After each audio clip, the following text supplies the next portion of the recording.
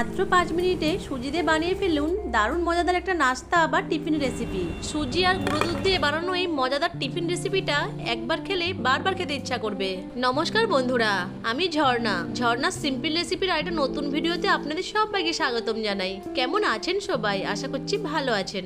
বাড়িতে সুজি আর গুঁড়ো দুধ থাকলে মজাদার এই টিফিন রেসিপিটা খুব সহজেই বানিয়ে নিতে পারবেন। চলুন তাহলে রেসিপিটা শুরু করি। মজাদার এই টিফিন বা নাস্তাগুলো বানানোর জন্য প্রথমে আমি একটা মিক্সিং বলে মেজারিং কাপের হাফ কাপ সুজি নিয়ে নিচ্ছি। আমি এখানে 100 গ্রাম মতো সুজি নিয়েছি। এখন সুজির মধ্যে দিয়ে দিচ্ছি যে কাপ মেপে সুজি মেপেছিলাম তার হাফ কাপ গুঁড়ো দুধ। আমি এখানে মেজারিং কাপের হাফ কাপ সুজির জন্য মেজারিং কাপের 1/4 কাপ গুঁড়ো দুধ ব্যবহার করেছি। আপনারা যে কাপ বা বাটি মেপে সুজি নেবেন তার হাফ গুঁড়ো দুধ ব্যবহার করবেন। এরপর সুজি আর গুঁড়ো দুধের মধ্যে দিয়ে দিচ্ছি 4 চামচ মতো গুঁড়ো চিনি। আপনারা চাইলে এখানে চিনিটাকে গুঁড়ো না করেও ব্যবহার করতে পারেন।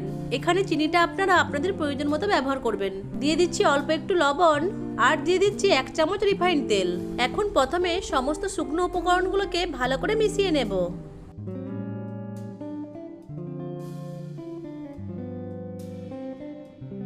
সমস্ত শুকনো উপকরণগুলোকে খুব ভালো করে মিশিয়ে নিয়েছি।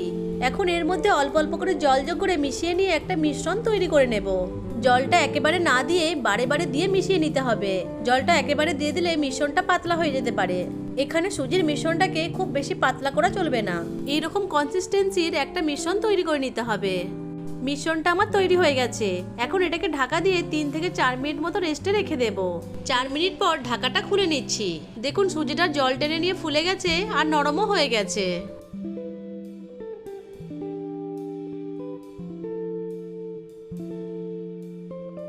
এরপর সুজির মধ্যে 2 টেবিল চামচ মতো ময়দা যোগ করে দিচ্ছি।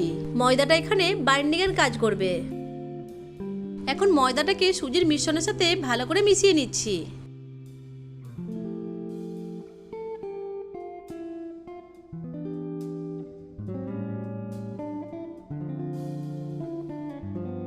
ময়দাটাকে ভালো করে মিশিয়ে নিয়েছি। এইরকম একটা স্টিকি মিশ্রণ তৈরি হবে। টিফিনগুলো বানানোর জন্য মিশ্রণটা আমার রেডি হয়ে গেছে। এখন 2 হাতে অল্প করে রিফাইন তেল ব্রাশ করে নিয়েছি। হাতে তেল ব্রাশ করে নিলে টিফিনগুলো বানানোর সময় মিশ্রণটা হাতে লেগে যাবে না। এখন কিছুটা করে মিশ্রণ নিয়ে প্রথমে গোল করে তারপর একটু চ্যাপ্টা করে নেব। আমি এরকম শেপেই টিফিনগুলো তৈরি করে নিচ্ছি। তবে আপনারা আপনাদের পছন্দ মতো শেপে টিফিনগুলো তৈরি করে নিতে পারেন। এক এক করে সব টিফিন বা নাস্তাগুলোর শেপ দিয়ে দেব।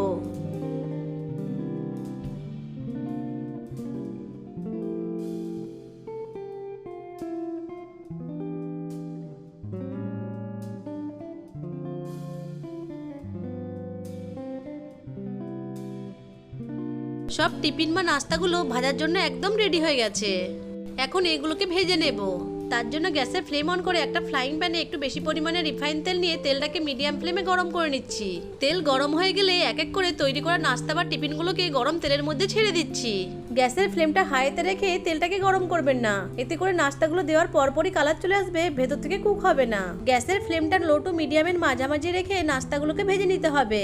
এক পাশ কালার চলে এলে উল্টিয়ে অপর পাশটিও ভেজে নেব। এই নাস্তাগুলোতে যেহেতু গুঁড়ো দুধ আর চিনি আছে তাই নাস্তাগুলোতে খুব তাড়াতাড়ি কালার চলে আসবে। নাস্তাগুলোকে উল্টে পাল্টে গোল্ডেন ব্রাউন কালার করে ভেজে নেব।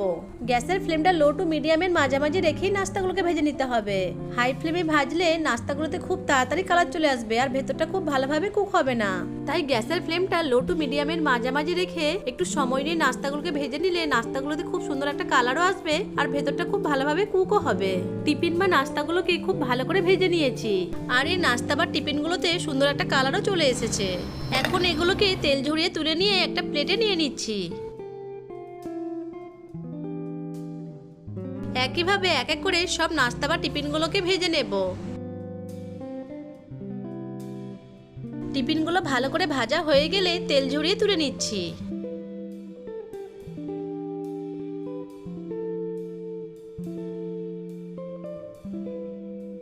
সব টিফিন বা নাস্তাগুলোকে ভেজে নিয়ে একটা প্লেটে নিয়ে নিয়েছি। এখন চলুন একটা টিফিন বা নাস্তা একটু ভেঙে দেখাই।